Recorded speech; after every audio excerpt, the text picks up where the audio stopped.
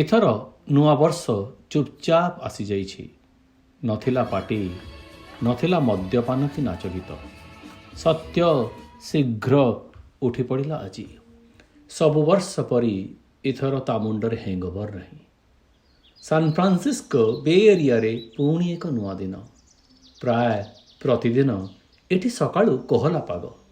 ସୂର୍ଯ୍ୟ ଦୂର ଦିଗ୍ବଳୟରେ ଧରିତ୍ରୀର କୋହ ପଛରେ ସଂଘର୍ଷ କରୁଛି ତାର ମଥା ଟେକିବାକୁ। ଯେମିତି କାଲିଫର୍ଣ୍ଣିଆ ଛଟପଟ ହେଉଛି କରୋନାର ପ୍ରକୋପରେ। ରାଣୀ ସକାଳୁ ରେଡ଼ି ହୋଇ ପୂଜା କରୁଛି। ସତ୍ୟ ଦେଖିଲା ତାର ଫୋନ୍। ନୂଆ ବର୍ଷ ପାଇଁ ଗୁଡ଼ାଏ ମେସେଜ୍ ଆସିଛି। ପିଙ୍କୁର କୋଭିଡ଼ ଟେଷ୍ଟର ରେଜଲ୍ଟ ବି ଆସିଯାଇଛି।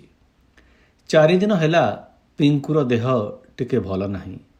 ତାକୁ ବହୁତ ଫେଟିକ୍ ଲାଗୁଛି, ଟିକେ ବାନ୍ତି ବାନ୍ତି ଲାଗୁଛି, କିନ୍ତୁ ତାର ଜ୍ୱର ନାହିଁ। ଆଉ କିଛି ବେଶୀ କିଛି ସିମ୍ପଟମ୍ ନାହିଁ।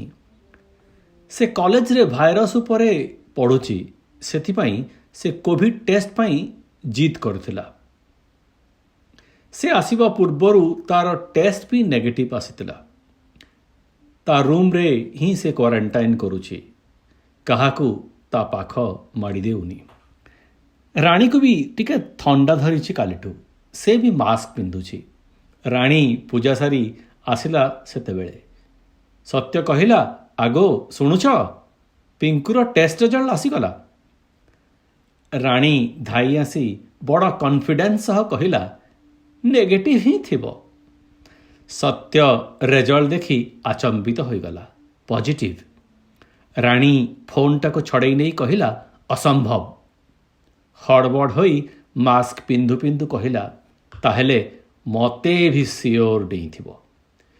ସେପଟେ ମିଲୁ ପାଟି କରୁଥାଏ, ମମି ଆଇ ହ୍ୟାଭ୍ ସୋର୍ ଥ୍ରୋଟ୍। ସତ୍ୟ ଭାବିଲା, ନୂଆବର୍ଷ ବିଜୁଳିର ଚଡ଼କଟେ ନେଇ ଆସିଛି ଏ ବର୍ଷଥର। ରାଣୀ ନୂଆ ନିୟମ ବନେଇ ଦେଲା ସମସ୍ତଙ୍କ ପାଇଁ। ନେକ୍ସଟ 2 ୱିକ୍ସ ସମସ୍ତେ ନିଜ ନିଜ ରୁମ୍ରେ କ୍ୱାରେଣ୍ଟାଇନ୍ କରିବେ।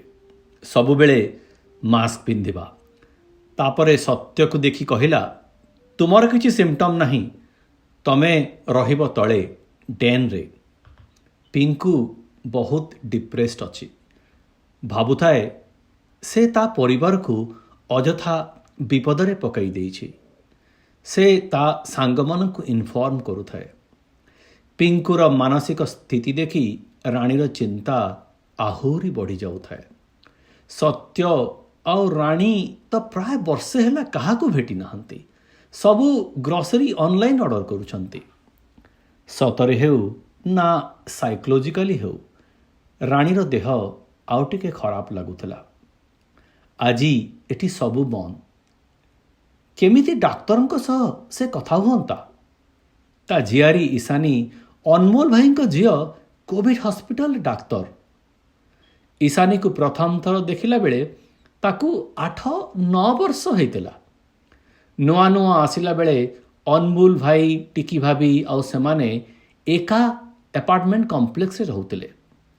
ସେମାନେ ତ ତା ନିଜ ଭାଇ ଭାଉଜଙ୍କଠୁ ବେଶୀ ଘନିଷ୍ଠ। ଏଠି ସାଙ୍ଗମାନେ ହିଁ ପରିବାର।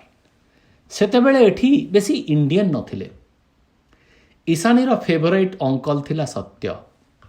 ସତ୍ୟ ତାଙ୍କ ଘରକୁ ଗଲେ ତାର ଫେଭରାଇଟ୍ ମିକ୍ସଚର ଧରି ଆସିଯାଏ ଇଶାନୀ। ଏବେ ସେ ନିଜର ମାଉସୀଙ୍କ ପରି କଥା ହୁଏ। ତା ଡାଇବେଟିସ୍, କୋଲେଷ୍ଟ୍ରଲ କେମିତି କଣ୍ଟ୍ରୋଲ ହେବ ତାର ଉପଦେଶ ଦିଏ। ତାକୁ ଫୋନ୍ କରିଲା ସତ୍ୟ। ଇଶାନୀ କହିଲା, uncle I am not worried about Pinku, she will be fine. ଯଦି ଅକ୍ସିଜେନ୍ ଲେଭେଲ୍ 94ରୁ କମିଯାଏ ତାହେଲେ go to emergency. All of you should quarantine and then get tested. Ishani ତାପରେ ଫୋନ୍ କରି ବୁଝାଇଲା ପିଙ୍କୁକୁ। ତାର କିଛି ଭୁଲ ନାହିଁ। କହିଲା, you are so smart that you got tested. ସତ୍ୟ ସମସ୍ତଙ୍କ ପାଇଁ ହ୍ୟାଣ୍ଡ ସାନିଟାଇଜର, ମାସ୍କ ଇତ୍ୟାଦି ଯୋଗାଡ଼ କରୁଥାଏ। ରାନ୍ଧୁ ରାନ୍ଧୁ ରାଣୀର ଛିଙ୍କ ବଢ଼ିଯାଉଥାଏ। ସତ୍ୟ କହିଲା, ଆଉ ଏକ ନୂଆ ରୁଲ୍, ତୁମର ଦେହ ଭଲ ନାହିଁ, let me take over the kitchen for 2 weeks। ରାଣୀର ପସନ୍ଦ ନ ଆସିଲେ ବି ରାଜି ହେଇଗଲା। ଆମେରିକାରେ ଅବସ୍ଥା ବଡ଼ ସାଂଘାତିକ। ପ୍ରତିଦିନ 4,000ରୁ ଅଧିକ ଲୋକ ଜୀବନ ହରାଉଛନ୍ତି। କାଲିଫର୍ଣ୍ଣିଆରେ ହସ୍ପିଟାଲ ବେଡ୍ ନାହିଁ। ସତ୍ୟର ଡାଇବେଟିସ୍, କୋଲେଷ୍ଟ୍ରଲ୍ ସବୁ ହାଇ ଥାଏ। ତାର ଖାଇବା ପିଇବାରେ ତ କିଛି କଣ୍ଟ୍ରୋଲ ନାହିଁ। ବୋଇତାଳୁ ପରି ବଡ଼ ପେଟ। ତାକୁ ହିଁ ସବୁଠୁ ସାବଧାନ ହେବାକୁ ହେବ। ସତ୍ୟ ଆଉ ରାଣୀ ଭିତରେ ଅତି ଉତ୍ତମ ବୁଝାମଣା। ରାଣୀ ରୋଷେଇ କଲେ ସତ୍ୟ ବାସନ ସଫା କରିଦିଏ।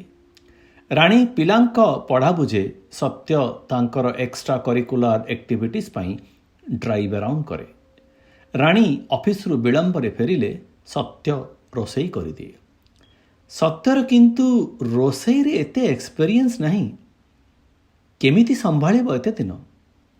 ସେ ଏକା ଏକା କ'ଣ କରିବ ତା ରୁମ୍ରେ? ପ୍ରାୟ 25 ବର୍ଷ ତଳେ ସେ ଆସିଥିଲେ ଆମେରିକା ବାହା ପରେ।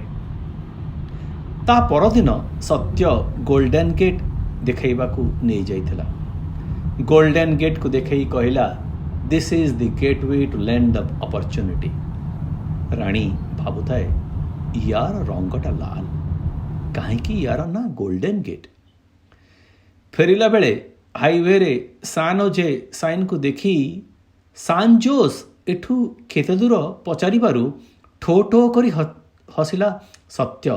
କହିଲା, ସାନ୍ ହୋଜେ, ସେଟା ସାନ୍ ଜୋସ୍ ନୁହଁ। ରାଣୀ ଖୁବ୍ ଅଭିମାନ କରିଥିଲା ସେଦିନ। ତାଙ୍କ ପାଢ଼ୀ ସାନ୍ ଜୋସ୍ କହୁଥିଲେ। ଏମିତି 2 ଦଶନ୍ଧିରୁ ଅଧିକ କଟିଯାଇଛି କାଲିଫର୍ଣ୍ଣିଆରେ। ସୁଖ ଦୁଃଖ, ପ୍ରେମ ଅଭିମାନ ଭରା ଜୀବନ। ରାଣୀ ସତ୍ୟର ପ୍ରେମ ପ୍ରଣୟର ରଙ୍ଗରେ ରଙ୍ଗୀ ହୋଇଯାଇଛି ପୁରାପୁରି। ବାହାଘର ପରେ ଆଉ ଝିଅର କ'ଣ ପସନ୍ଦ ନାପସନ୍ଦ ଥାଏ? ପ୍ରଥମେ ସତ୍ୟର ପସନ୍ଦ, ଏବେ ପିଲାଙ୍କର ପସନ୍ଦ।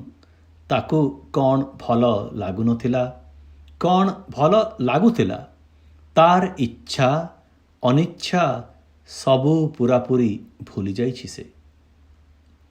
ବାପା ମା ସମସ୍ତେ କୁହନ୍ତି, ରାଣୀ ତ ପୁରା ରାଣୀ ଭଳିଆ ରହୁଛି ଆମେରିକାରେ।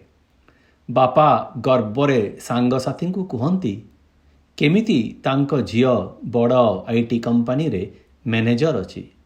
10 କୋଟି ଟଙ୍କାର ବଡ଼ ଘର, ସେଥିରେ ପୁଣି ବଡ଼ ଗାର୍ଡେନ୍, ଖୁବ୍ ବଡ଼ ଗାଡ଼ି ହଣ୍ଡା ଓଡିସି ଡ୍ରାଇଭ୍ କରେ ରାଣୀ। ରାଣୀ ନା ଚାକରାଣୀ, ପୁଣି ଡ୍ରାଇଭର। ଅଫିସ୍ କାମ, ଘର ରନ୍ଧା, କିଚେନ୍ ସଫା, ପିଲାଙ୍କ ପଢ଼ା, Bollywood dance, debate class, music class ଭିତରେ ଦୌଡ଼ି ଦୌଡ଼ି ଆଉ ତାକୁ ତ୍ରାହି ମିଳୁନି। କାହାକୁ ବା ଜଣା କେତେ ଲୋନ୍ ଅଛି ଘରରେ।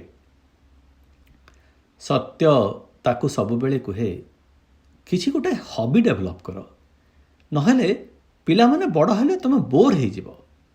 ରାଣୀ ପିଲାବେଳେ ଗୀତ ଗାଉଥିଲା।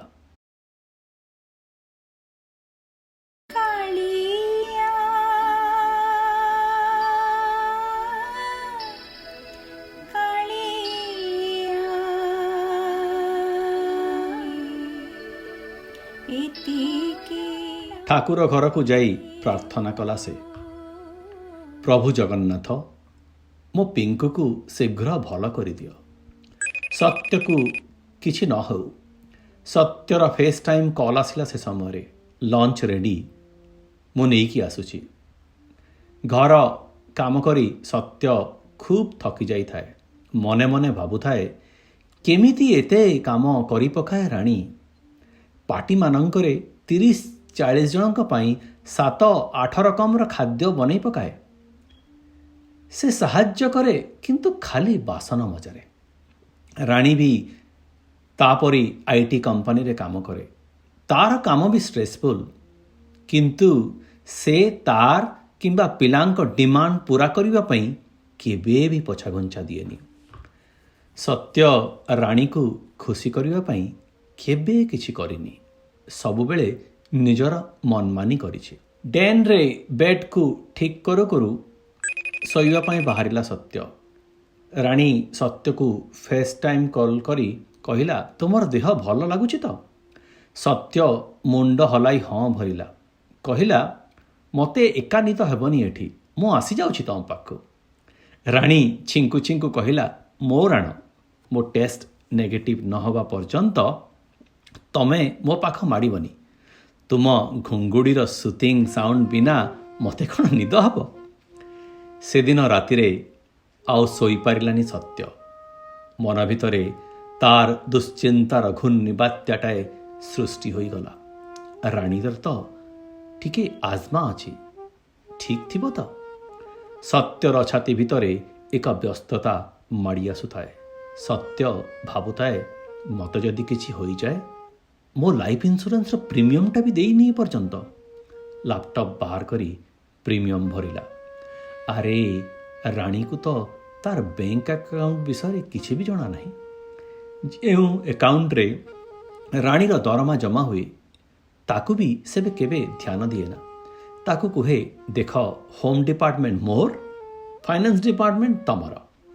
ସତ୍ୟ ତାକୁ ଯେବେ କୁହେ ଏ ବର୍ଷ ରାଣୀକୁ ବେଶୀ ଦରମା ମିଳିଛି, ସେ ମୁରୁକି ହସି କୁହେ, ମୁଁ କ'ଣ ତମଠୁ ଭିନ୍ନ?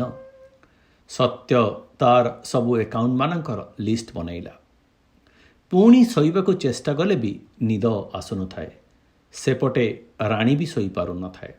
ପ୍ରତି ଘଣ୍ଟାକରେ ସତ୍ୟ ବିଷୟରେ ବୁଝୁଥାଏ। ସତ୍ୟ କିନ୍ତୁ କହୁନଥାଏ ତାକୁ ରେଷ୍ଟଲେସ୍ ଲାଗୁଛି, ଟିକେ ତାର ଚେଷ୍ଟ ପେନ୍ ହେଉଛି। ମୋବାଇଲ ବାହାର କରି ଗୁଗୁଲ କଲା, you might be having a heart attack, call 911। ଉଠି ଆପଲ୍ ୱାଚ୍ରେ ଇସିଜି ଚେକ୍ କଲା, ବ୍ଲଡ଼ ପ୍ରେସର ମାପିଲା, ଅକ୍ସିମିଟରରେ ଅକ୍ସିଜେନ୍ ଲେଭେଲ୍ ମାପିଲା। ଆରେ ସବୁ ତ ଠିକ୍ ଅଛି, ଏଇଟା ନିଶ୍ଚୟ ଏକ ସାଇକୋଲୋଜିକାଲ ପ୍ରୋବ୍ଲେମ୍। ଆଈ କହିଥିବା କଥା ମନେ ପଡ଼ିଲା ତାର, ଲୁଣ ଖାଏ ହାଣ୍ଡି ଆଉ ଚିନ୍ତା ଖାଏ ଗଣ୍ଡି। ଅଯଥା ଦୁଶ୍ଚିନ୍ତା କରୋନାରୁ ବେଶୀ ସାଂଘାତିକ, ତାକୁ ବିନାଶ କରିବାକୁ ପଡ଼ିବ। ସକାଳ ହେଇ ଆସିଲାଣି। କରୋନା ଭାଇରସକୁ ନିଜ ଘରୁ ତଡ଼ିବା ପାଇଁ ଯୁଦ୍ଧ ଆରମ୍ଭ କଲା ସେ। ଘରଯାକ ଡିସ୍ଇନଫେକ୍ଟାଣ୍ଟ ସ୍ପ୍ରେ କରିବା ଆରମ୍ଭ କରିଦେଲା। କାଢ଼ା ପିଇଲା, କଞ୍ଚା ହଳଦୀ ଖାଇଲା, ପ୍ରାଣାୟାମ କଲା, ଦିନକୁ 2 ଥର ଭେପୋରାଇଜ୍ କଲା। ଯିଏ ଯାହା କହିଲା ତାକୁ ଭଲ ଲାଗୁ କି ନ ଲାଗୁ ସବୁ କଲା ସେ। ପ୍ରତିଦିନ 100-200 ଥର ଗରମ ପାଣିରେ ହାତ ଧୋଇ ଚମରୁ ଖଣ୍ଡେ ଧୋଇ ହୋଇଯାଇଛି ଯେମିତି। ଆଜି 10 ତାରିଖ। ପିଙ୍କୁ ଠିକ୍ ହୋଇଗଲାଣି ପୁରାପୁରି, କିନ୍ତୁ ରାଣୀର ଥଣ୍ଡା ଠିକ୍ ହୋଇନାହିଁ। 3 ଦିନ ତଳେ କୋଭିଡ଼ ଟେଷ୍ଟ ପାଇଁ ଯାଇଥିଲେ ସମସ୍ତେ। 2 ସପ୍ତାହ ହେଲା ପ୍ରାୟ ସେମାନେ ଘରୁ ବାହାରି ନାହାନ୍ତି। ସତ୍ୟ ଗ୍ୟାରେଜ ଖୋଲା କରି ଟ୍ରେଡମିଲ୍ରେ ଦୌଡ଼ିଲା। ଦେଖିଲା ଲୋକେ ବିନା ମାସ୍କରେ ବୁଲୁଛନ୍ତି। ମନେ ମନେ ବିରକ୍ତ ହେଲା, କେମିତି ସୁଧରିବେ ଏ ଦେଶର ଲୋକେ। ସେଦିନ ଶୀଘ୍ର ଶୋଇପଡ଼ିଲା ସତ୍ୟ। ସକାଳୁ ଟେକ୍ସଟ ମେସେଜର ସାଉଣ୍ଡରେ ନିଦ ଭାଙ୍ଗିଗଲା ତାର। ତାର ଟେଷ୍ଟ ରେଜଲ୍ଟ ଆସିଯାଇଛି। Wow, negative. ଦୌଡ଼ିଗଲା ମାଷ୍ଟର ବେଡରୁମକୁ, ନକ୍ କରି ରାଣୀକୁ ଉଠେଇଲା। ରାଣୀ ବିରକ୍ତ ହୋଇ କହିଲା, କାହିଁକି ଆସୁଛ ଏଠି? ମନା କରିଥିଲି ପରା। ଆରେ ଟେଷ୍ଟ ରେଜଲ୍ଟ ଆସିଯାଇଛି, ମୋର ନେଗେଟିଭ, ତମଟା ଦେଖ। ରାଣୀ ଖୁସିରେ ଫାଟି ପଡ଼ିଲେ ବି ଜାହିର କରୁନଥାଏ।